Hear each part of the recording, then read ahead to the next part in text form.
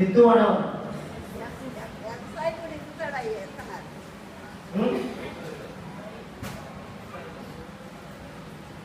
Okay, వ్యవసాయదారుడు.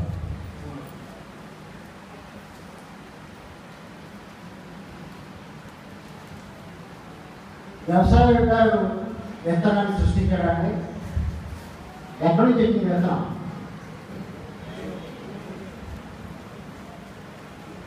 బైబిల్లో వాక్యమే కాదు, ఎంతమంది మీరు విత్తనప్పుడన్నా భూమిలో పెట్టారా?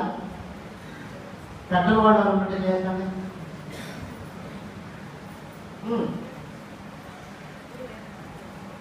మనం పండించినటువంటి మొక్కల నుండి వచ్చిన విత్తనాలైనా కానీ విత్తనాన్ని సృష్టించేటువంటి కెపాసిటీ మనకు లేదు, అవునా? విత్తనం ఎవరి దగ్గర నుంచి వచ్చింది? సృష్టికర్త అనేటువంటి దేవుడి దగ్గర నుంచి. విత్తువాడు ఏం చేస్తున్నాడు? విత్తనాన్ని, ఆయన విత్తనాలు ఎక్కడే?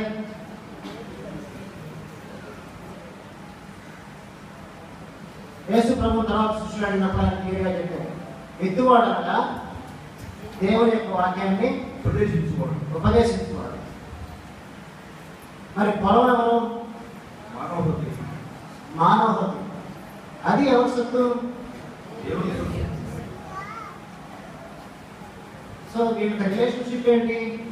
విత్తనము విత్తేవాడికి కాదు, పొలము విత్తేవాడికి కాదు.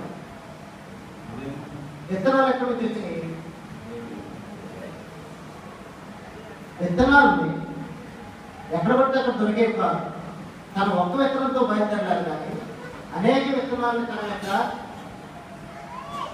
గుట్టలో